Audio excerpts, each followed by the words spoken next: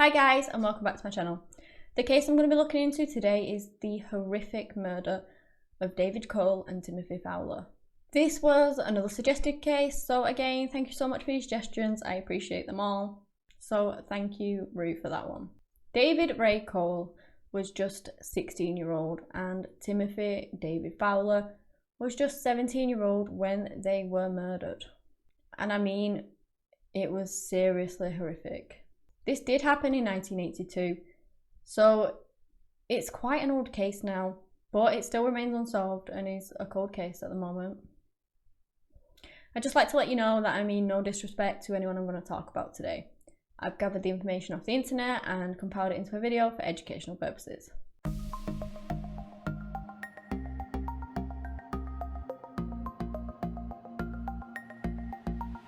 First of all, I'd just like to say that there's not really too much information on this case. I really did struggle researching it actually. There's sort of limited articles about it and trying to gather all the information I did find quite difficult, but I've tried my best to gather everything about this case. There's a few things like articles on Reddit and things like that people have written and researched, and it does have some conflicting information on. So I really have tried to get like the correct facts and things like that. But again, it's really difficult when one article says one thing and another says another, so I've just tried my best. Anyway, David and Timothy were the absolute best of friends. They lived in Deerfield, which is a very small town in Michigan. It has around 800 residents, and it had that at the time, and I believe today it still has around 800 residents. So both the boys were in the same year. Timothy was a year older because he'd actually been held back a year. And one of the reasons that they were best friends was they shared one interest in which they were both super interested in. So they had a common passion, which was cars. They used to work on an old Mercedes-Benz, I believe, at David's farm. They were basically trying to fix it up. And they spent every waking moment spare that they had working on this car together. They did have plans to open up a car shop when they were older as well. These two were basically inseparable. Where you'd see one, you'd pretty much always see the other. David was an only child. His family lived on a farm, and he basically lived with his mother and his stepfather, and his mother was called Sandra. He did only live literally 2 miles away from Timothy. Timothy, on the opposite side, was one child of 6. So basically he came from a pretty big family. Most of his siblings were older and pretty much all of them had moved out. So it was Timothy, his little sister, who was 10-year-old at the time, and they lived with their mother and the father in this house.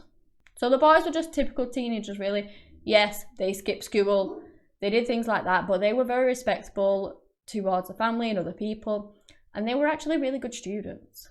On the 8th of May 1982, David's mother, Sandra Hall, and his stepfather decided to go to West Virginia to visit an ill member of the family.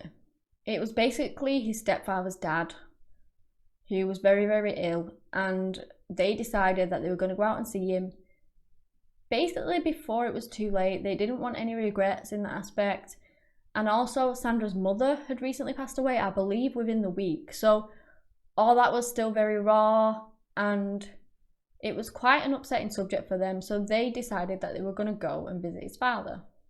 So before they left, they gave David money. They gave him instructions.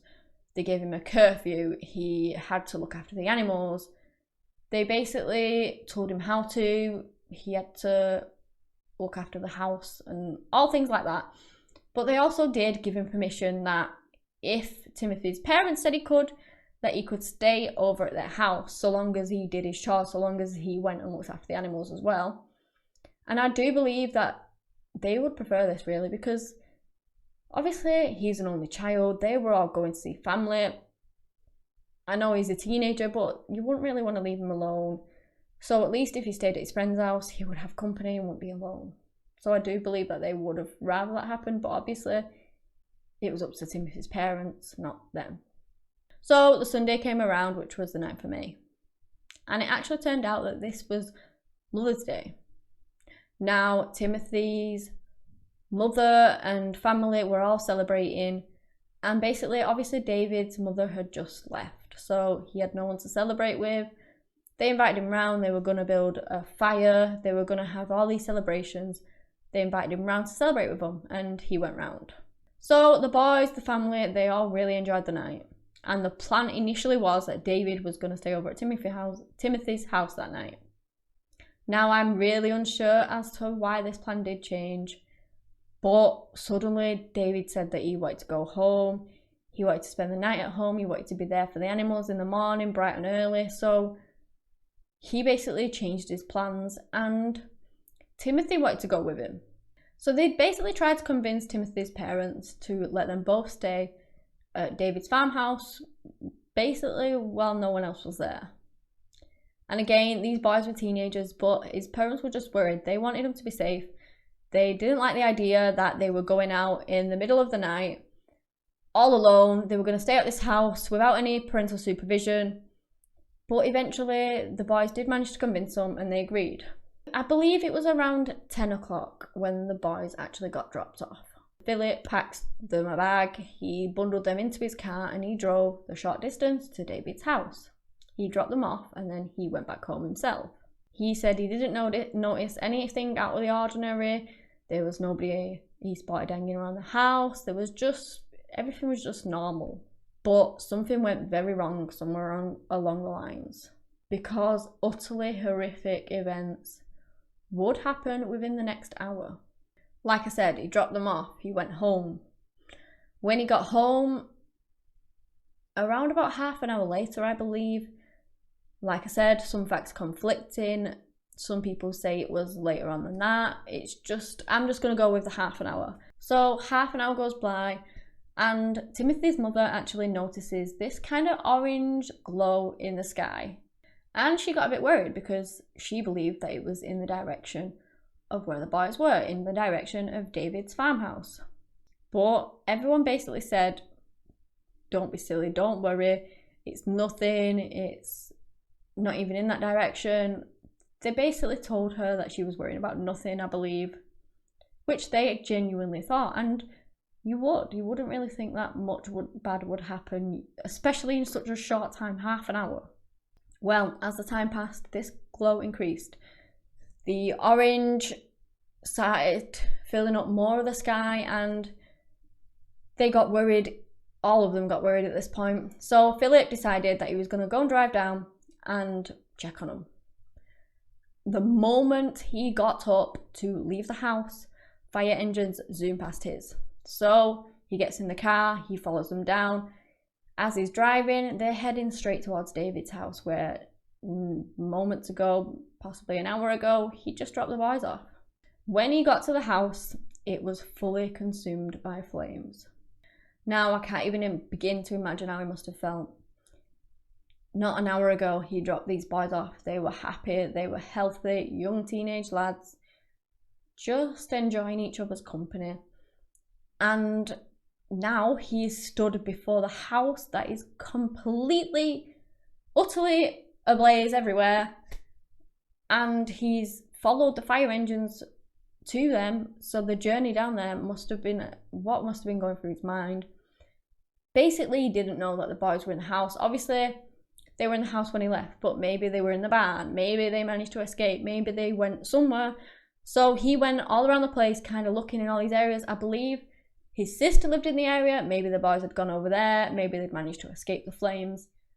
Anything, any hope that he could, he just went with, obviously, like you would just pray that they weren't in there. So he did tell the first responders that there was possibly 2 boys in there, but obviously they're not going to let him near the scene, so they blocked him off, and like I said, out he went looking for him.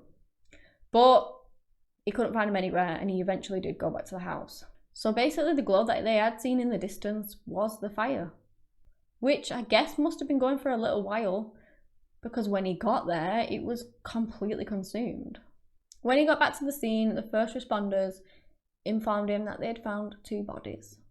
They recovered the bodies from a downstairs bathroom at the farmhouse, and no one was really sure why they were in there. Was they in there and a fire had started, so they tried to get refuge, or was they downstairs and they ran in there thinking it was a way out? Nobody really knew. But as the police investigated more, it became a lot clearer. So this bathroom was an addition to the house. It didn't originally exist. Basically, the bathroom was added on at some point, and it was kind of put where the back door was, which sounds very, very strange. So I believe that possibly they had a porch or something like that, and they basically turned it into a bathroom. Like I said, because it was on the back door, it was very weird because you'd open this back door and you would be walking into the bathroom. It didn't have any windows and it actually locked from the outside. Again, you might find it odd. What if somebody walked through this back door, which locked on the outside, mind, and somebody was in there using the facilities? I don't really understand, but that's what it was. And basically it was stated that it locked on the outside because it used to be a back door and they just never really changed it. Now, what is truly, truly horrifying is that David's body was found in the bath. And there was evidence that he'd basically tried to submerge himself in water to try and save himself, but the bath was made of fiberglass and it just melted around him. And that is utterly horrific to even think about. I can't imagine the fear and the just everything going through his mind at that moment. He tried so hard to save himself and the bath just melted around him. Oh, it must have been awful. Timothy was found behind the bathroom door and it kind of seemed like he was trying to pull out the pins of the hinges on the door so that he could get out. And again, trying to save himself. It's just totally horrific. They must have been so frightened. Timothy and David must have been so frightened. They were just trying to do anything to get out of this room, but unfortunately they weren't able to. Now, this quite clearly shows that someone locked them in there. He was trying to pull the pins out of the door, out of the hinges, so that he could open the door. Obviously, it must have been locked. This wasn't just, say, a random fire like an electrical fire that had accidentally started, and maybe the boys were trying to get out and it was all one big accident and they couldn't actually get out. No, that wasn't the case. Somebody had physically locked them in there. The back door locked from the outside, somebody had locked that, and the other room, they'd locked them in as well. And they were trapped in there. Somebody had trapped them in there. Now, the boys still had the same clothes on that they were wearing that day. So that basically goes to show that they were awake whilst all this was happening. So they hadn't gone to bed. Possibly someone could have come in if they'd gone to bed and maybe put them in there and started a fire. That wasn't the case. They were still wearing the clothes, so they hadn't gone to bed yet. And that shows that they were awake when this happened. We don't really know if they were already in there or if they were actually forced in there by someone. That this person then locked them in the bathroom. Because there was no possible way for them to lock themselves in, then this person started the fire and burnt them alive. When the fire was finally put out, the house was pretty much gone. So basically, there was no evidence to link anyone to this double homicide. All the evidence, if there was going to be any, basically burnt away. I do believe at the time they didn't really have the technology to do DNA testing and things like that. So even if they would have found it at the time, it wouldn't have been useful. However, they do keep it on record. Technology updates.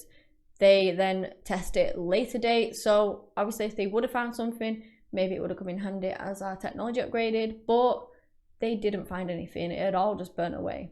Something that they did find was the gas canister that they believed was used to set the fire. And this gas canister was actually owned by David's family. It usually was kept in the barn, but it was now in the house. And they were able to determine that this gas was poured all over the door frame of the bathroom. So basically they wouldn't really have had a lot of time to get out. Like I said, there are conflicting reports. Some say that it was started in the kitchen. I believe the most likely one is that it was on the bathroom, so that's why I'm telling you that information, but there is some theories that it may have been started in the kitchen. I've also read that the neighbour that reported the fire to the authorities saw some teenagers stood outside watching the fire, and then later on they just went. They basically watched the house burn and then left. And it's greatly speculated that this case wasn't handled very well. How true this is, I really don't know.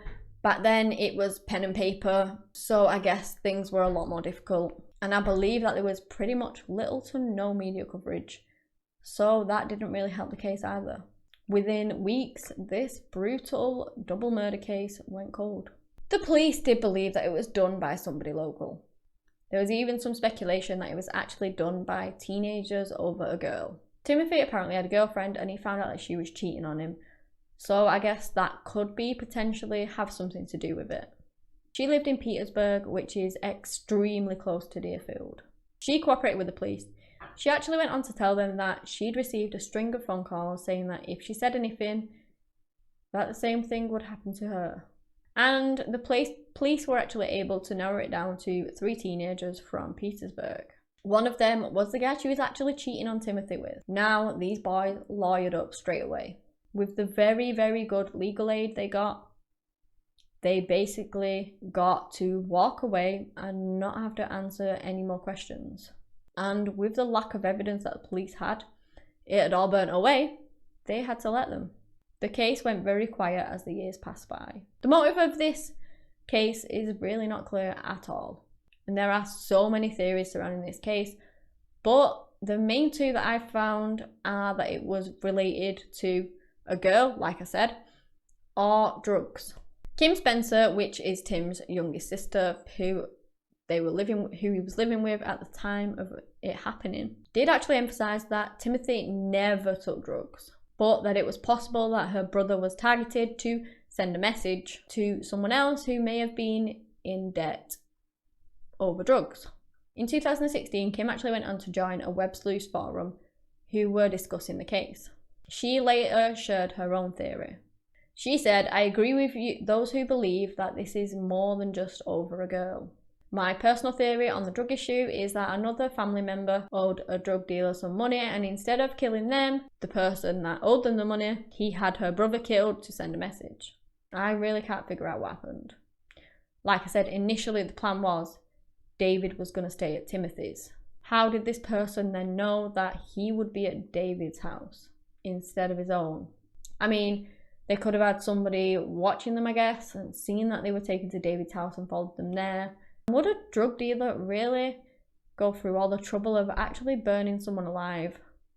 Wouldn't they just come armed with a weapon if they were gonna, I don't know, murder someone to send a message? Surely they would go more along those lines. They wouldn't want to be spotted. What if the boys had got out? What if the fire hadn't actually killed them and they were later able to identify who these people were? There was just a lot of things that could go wrong with it, and I wouldn't have thought that possibly a drug dealer would have taken those risks. I just see too many flaws in that theory. Again, it's just my opinion, and who knows, it could actually have been related to drugs, but I just believe that it is less likely. The other theory is that it was related to a love interest. There's a lot of people out there that actually believe that a murder like this couldn't be carried out by teenagers, that they aren't this malicious, but I really do disagree. So what if this was over a girl? Teenagers were maybe messing around and wanted to scare the lads. What if it all got out of hand, the fire that they possibly wanted to scare them with got out of control, and it was all just one big accident? This could be a huge possibility in my eyes. Teenagers mess around. They sometimes believe that they're having a joke or whatever, but things happen, and sometimes things get out of hand and are pushed too far, and that could have resulted in these 2 boys losing their lives. Currently, the police do believe that there are people in the area that know what happened that day and how the fire started, and who started the fire. According to a detective, there are 5 suspects that they are currently investigating. And with the right information, they do feel that this case can be solved. And despite its huge challenges, apparently investigators have been making progress, which is really good news to hear. And I do really, really hope that they discover what actually happened that day. I really found this case so heartbreaking, and what happened to these boys was just utterly horrific. How terrified they must have been as the fire and the smoke were surrounding them. I just don't really want to think about it. I also did find it very strange. So did this killer know that this bathroom would be the perfect place to trap them in to carry out this kind of plan? The back door locked from the outside, and they were able to lock the other door to keep someone in. It had no windows, so there was basically no way to escape. So if this person did know that, does that mean they were close to the family? Also, how did they know about the gas in the barn? I mean, they could have just stumbled upon it, obviously, but it's widely thought that the boys actually knew their killers, and highly unlikely that it was just the work of somebody simply passing through. I believe that Deerfield is a place that nobody really passes through to get to anywhere, so it's very unlikely that this was the case and that it was an opportunist crime. I mean, it could have been someone that just got very lucky, that managed to lock them in that room and stumbled upon the gas. I do personally kind of lean more towards the love interest in the teenagers theory, because say this guy wanted Timothy out of the picture so that he could date this girl. Maybe they were trying to scare him and it just got out of hand. I mean, we just don't know what happened, and it's one of the reasons why it's so devastating. The families lost these precious boys, and all these years later, they still don't know why. They don't know who committed the crime, and so the boys haven't really got the justice that they deserve yet. I truly hope this case is solved one day and the families finally get answers. Let me know if you have any theories or which theory you believe is the most likely. If you have any more suggested cases, please do let me know. I'll look into them for you. Anyway, guys, that's all I have today on the case of Timothy Fowler and David Cole. Thank you so much for watching, and until next time, bye.